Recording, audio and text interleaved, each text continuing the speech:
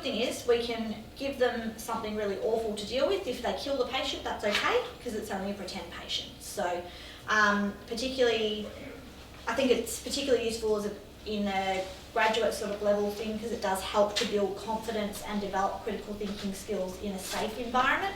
But then it's also equally as useful for our professional, and even yourselves as professional members of health, know that it keeps you on your toes, and you can make them a little bit more complex, a little bit more challenging, to sort of keep you thinking and continue to develop your critical thinking skills.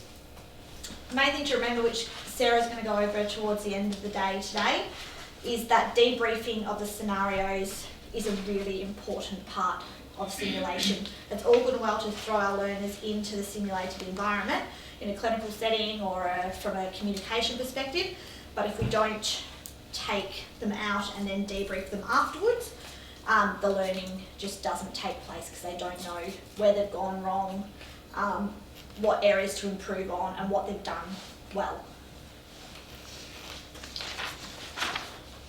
So simulation requires active prior knowledge in order to construct new knowledge. So there's no point in putting people into a simulation of something that they haven't learned. So if they haven't learned how to do CPR and bag valve mask and defibrillation, there's no point in putting them into a BLS situation, because no learning is going to take place. They're just sort of going to stand there and look at the patient and go, oh, they're dead. Okay. Don't know what to do. So need to make sure that they know that have the knowledge prior to coming in. They need to be actively engaged in real-time learning. And that's probably one of the biggest challenges I find in facilitating simulations, particularly for students, is engaging them into the simulation. The lower the fidelity of the simulation, I think the harder it is to engage them. Having said that, the time constraints often don't let us do the high fidelity that we'd love to do that really easily engages the students. It helps to revise their thinking and try out new ideas by applying them and reflecting on the impact of those decisions, and that comes back down to the debrief as well, and also creating a safe environment for them to do that in. And it also utilises metacognition, or to know what they know, and it's a really great way to assess what they know, the application of their theory into a practical environment, because we're all working in practical jobs. So as an instructor, we've also got a really important role in simulation. They don't work well for those that have put student-to-student simulations in place. I don't find they work as well as they do with an instructor there. And as an instructor, we need to accept a less teacher-centric role in the classroom in simulation, which is very hard, because when students start doing something wrong, the first thing we want to all do is what? Correct them. Correct them. Yeah, we want to interfere. And there is a place for that, and we'll discuss that towards the end of this talk, but it's also really important for their learning that we learn how to, bit like the midwife sort of theory of sitting on your hand, like knowing the time when to use your hands and knowing the time when to sit on your hands. And I think as an instructor in simulation, we need to do that depending on the level of the learners as well. And we want to approach it in a positive, non-dominating way. So we did some research on instructors standing in the room with a clipboard, and then instructors sitting behind the screen in the simulation rooms here. Interestingly, the students performed slightly better with instructors in the room, because they felt more pressured to get through the scenario, but their heart rates and that were certainly a lot higher. They were a lot more anxious because they had somebody standing over them. And you know yourselves, when you've got someone standing back guiding from afar, you're less anxious and able to get through the learning a bit easier. And it's also important, obviously, to identify an experience which students find interesting and will be personally committed to. There's no point as a paramedic lecturer to give our students a scenario, in an oncology ward that involves sitting down and doing what a palliative nurse would do in that situation. If we're going to do an end-of-life decision making or caring for somebody at end of life, we'd probably do it in a home where you might get called out to somebody that's having an end of life event. We obviously need to explain the purpose of the learning situation to the students prior to starting. There's no point in doing that afterwards, or else they'll kind of miss the point a little bit. And we want to share our expectations and have that expectation set. So we'll discuss about setting the expectations as well, and then we want to tie the course learning objectives to the course activities and the direct experiences the learners know what they are supposed to do as well. So it's always relating back to what objectives we've set for that particular simulation. And as we'll discuss shortly, making sure that we don't set too many objectives for one particular simulation. We're really trying to tailor our simulations. So we need to provide relevant and meaningful resources to help the students succeed. So there's no point in putting them in a simulation without the equipment, unless one of the learning objectives is for them to, in paramedicine, we often make them check their equipment and decide what they need to bring into a simulation. And I've had numerous students turn up to cardiac arrest simulations without their defib pads or their monitors. You can imagine how well that goes and the joy that I have in watching them, which is very harsh, but it's quite funny. They only do that once. Allowing the students to experiment and discover their own solutions. So the first thing they do if they come into a cardiac arrest and they've forgotten their monitor or their defib pads is, what do you think they do? Leave the room and go in? That's usually the first thing they ask, at which I say no. Do they pull out their mobile phones by any chance?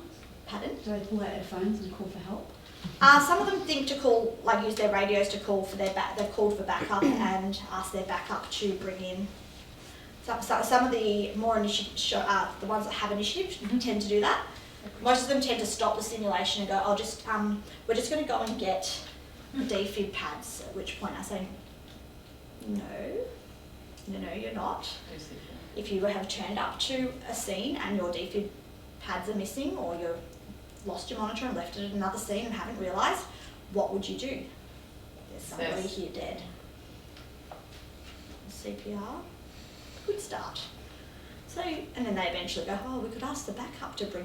Great idea. Mm-hmm. So they eventually get there, but sometimes it's sort of structuring that learning. The first thing they want to do is stop it and start again. Right. But depending on what your learning objectives are, you might do that, or you might let them roll with it and have to develop those critical thinking skills and discover their own solutions. And that's where we sort of find a balance between the academic and nurturing aspects of teaching. So if that was a first year student in their first semester in their first sort of cardiac arrest scenario, I'll probably just stop the simulation and let them go and get their defib. My second years, who I have a little bit more of a higher expectation of, absolutely not. But especially by the time it's week 8 and we're heading down to the police village and they're in a toilet and I've shoved the patient, it takes a lot of effort to create these awful scenes for them to drag their patients out of. I have a little bit of joy in watching them eventually get to the solution. So it is good, it's all part of the learning experience. And once again, clarifying the students' and instructors' roles. So it's really important that you define the roles for the students prior to starting the simulation, rather than starting the simulation and then having that 5 minutes at the start when they all sort of start going, who's defined the roles at the start, and makes it really go much smoother. And also define what you're going to do. So if you're going to stop a simulation if something goes wrong, clarify that at the start. If it's going to be running end to end, clarify that at the start as well. So, writing our scenarios. Most of this comes down to good planning, which is not a surprise. I'm sure that probably everybody that's been involved in simulation, most of you have been involved in simulation in some capacity, and most of us have had stages where we wing it.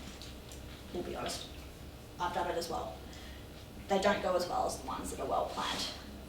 You tend to not meet your learning objectives, and I think from a learner and an instructor perspective, everybody gets frustrated. So good planning is a really important part of simulation writing.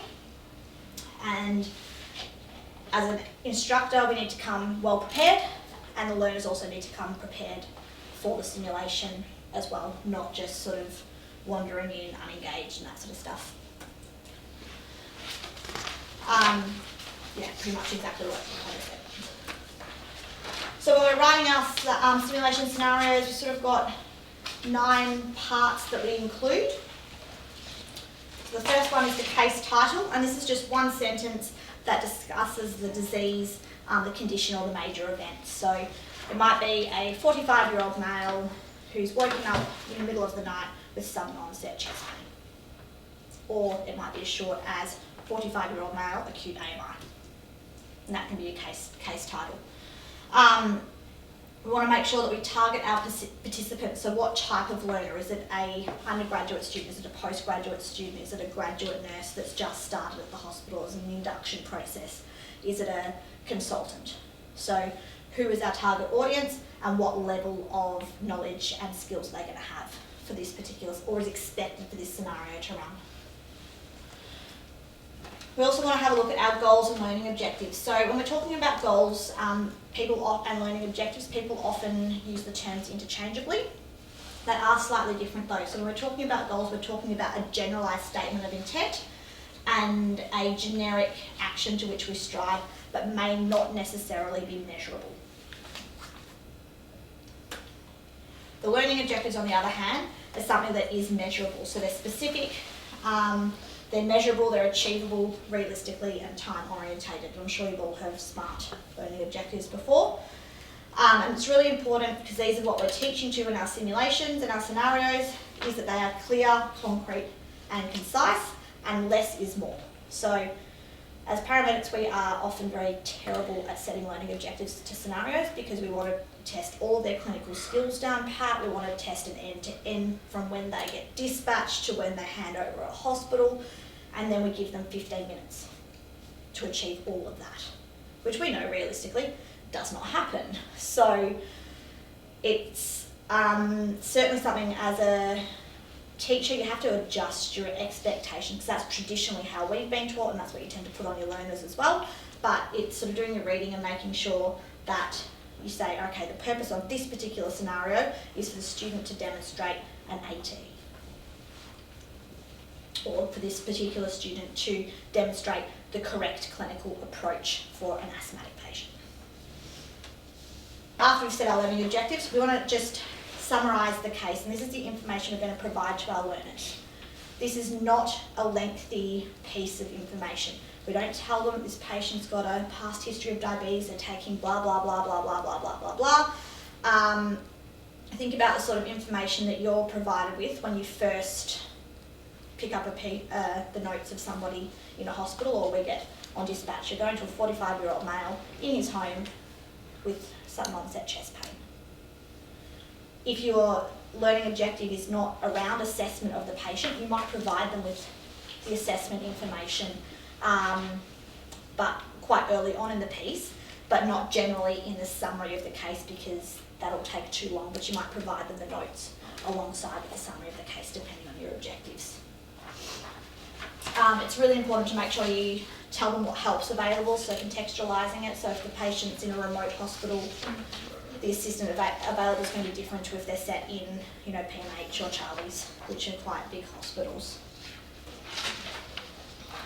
We then have our case history script, and this is for what the facilitator and instructor will have, and it's for their eyes only. So this is exactly how the scenario is going to run step by step, along with if the learner does X, what's going to happen to the patient. The learner does, B, if this is what's going to happen. If it's correct, they might do this. If they don't, sit the patient up or put oxygen on, the patient deteriorates and dies. If they do, they start to get a little bit better. This can also include, obviously, any relevant lab results if they ask for it. So most of the stuff in the case script is things that you might have a whole bunch of information that is provided to the learner, but only if they ask or assess it. Or if they don't ask for what the radiology results were for this patient, you don't give them to them. But that comes back to tying back in with your learning objectives as well. We then have our roles. So we've got our participants. So how many participants are going to be in the room? Is this like an ALS 2 course where you've got your team leader and you've got your airway person, your breathing person, your 400 met team? I wish we had 400 people in our cardiac arrest scenarios at ambulance, it'd be much easier. And then as part of that, how many learners are going to be involved and how many Confederates are also going to be involved in it. And our Confederates, has Ali talked to you about Confederates yet? Is that next? Next, yeah. She'll talk a lot more about this, but it's really important to define their roles and make sure you've got a little bit of a role summary for them so you can brief them, and that comes back down to your good planning. If your Confederates aren't well briefed, the scenario is not going to run smoothly because they're really there to help facilitate the learning. We then have our simulation environment. You'll have a few different templates in your folders for that you can use. If you Google templates, there's plenty online as well, and everybody reads things differently. So I quite like the ALS2 CAS Teach templates. They're my favourite templates to use. But that doesn't work for everybody, so you need to find one that works well for you and the other people in your facility or in your team. But you want to have things like location, monitors, so what sort of things are going to be available, any props or equipment, any makeup or moulage, any multimedia, so do you need to print out an ECG, do you need to have an X-ray? Personnel, so what other people are involved, and any potential distractors. So Chris is one of our favourite distractors.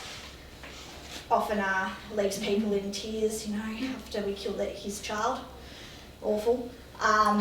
Watch out for him. If he ever steps into a room, he will make you feel like the worst person in the world, even if you've done everything right. And as a undergraduate student, you can imagine that would be a little bit too challenging as a distractor, but as a professional person who does simulation all the time, if you don't have distractors in the room, the learning of simulation isn't as challenging or as effective.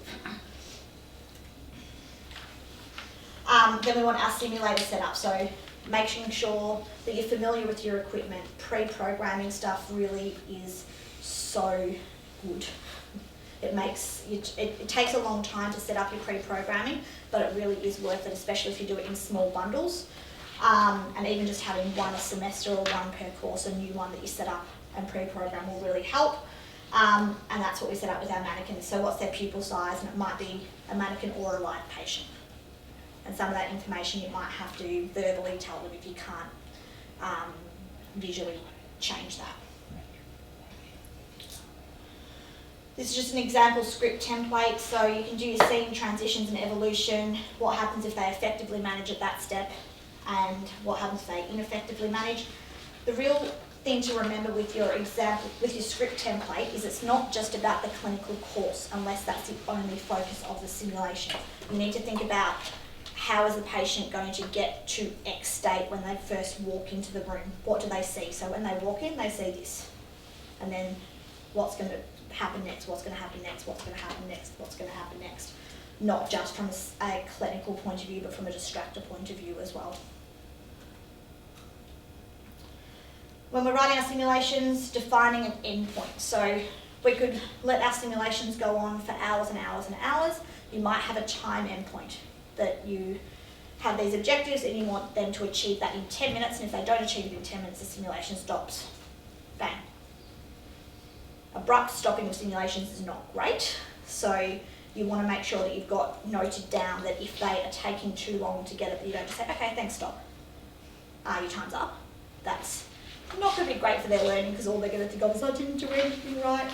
A nice way to do it is just to say that, get other Confederates to come into the room and say, we're going to take over the care of this patient now, if you could step into the debriefing room. And that's one that's used in this centre a lot and works really well, even if things haven't gone well in the simulation. So it works well for both good and bad things. You want to really avoid long scenarios which try to pack too much into it, and that comes back to just setting realistic, timely learning objectives. And when you're doing it, work backwards. So set your objectives, work out your endpoint, and work backwards from there. Makes it much easier. And then our debriefing, which I'll just touch on, I know Sarah will go into a bit more detail of this afternoon. Claire. Oh, Claire will, sorry. Sorry. My apologies, not Sarah, Claire, one of you. And it always comes back to relating these to the learning objectives. So if your learning objectives was interprofessional communication and ensuring that the patient, that the first responders on scene call for backup help, it's not a lot of point in your debriefing being focused around the adequate management for your patient that was having an AMI, because that's not what you set out to achieve at the start of the simulation. So you can have clinical reasoning, and that might be the focus. If that's a focus, then that's a focus of the debrief. If it's emotional, then that's the focus of the debrief.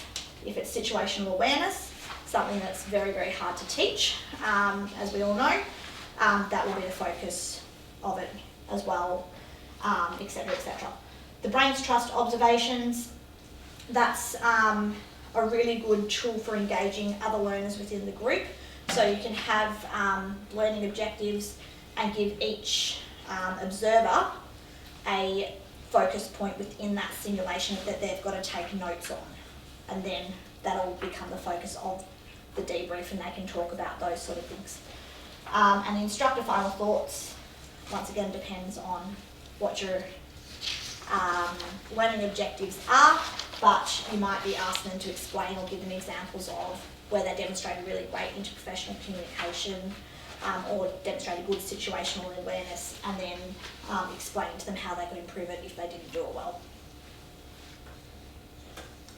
So we've got a few different types of scenarios. We've got our end-to-end scenario, and this is probably one of the hardest ones to run because these are the ones that we don't interfere with. So we set out, this is a simulation, we give them their case summary, blah, blah, blah, let them go in, and that's it.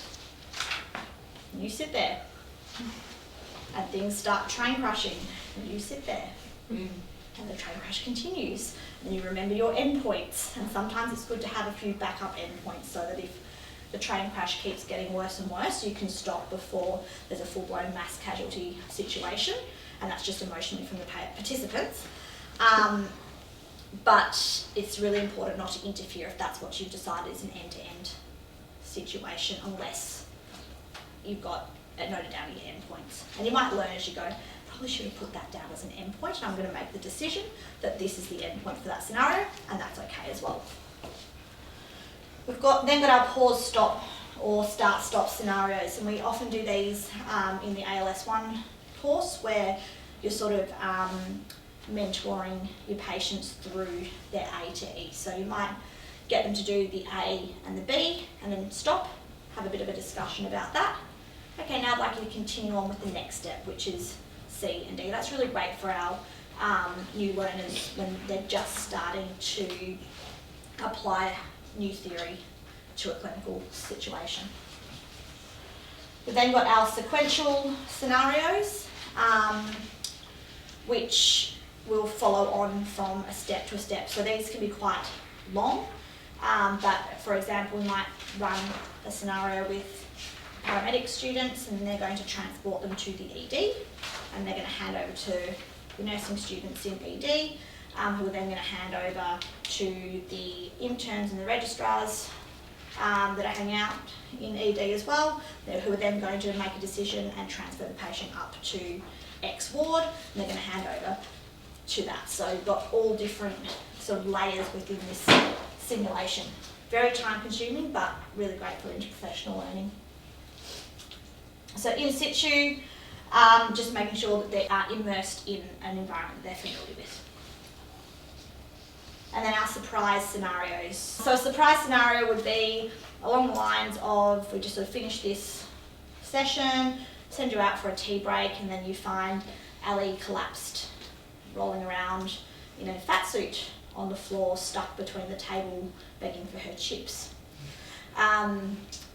Or it might be that there is conveniently a mannequin in water that has sort of in cardiac arrest, and you've got these frantic people like Chris crying over their lost mother, and you're going,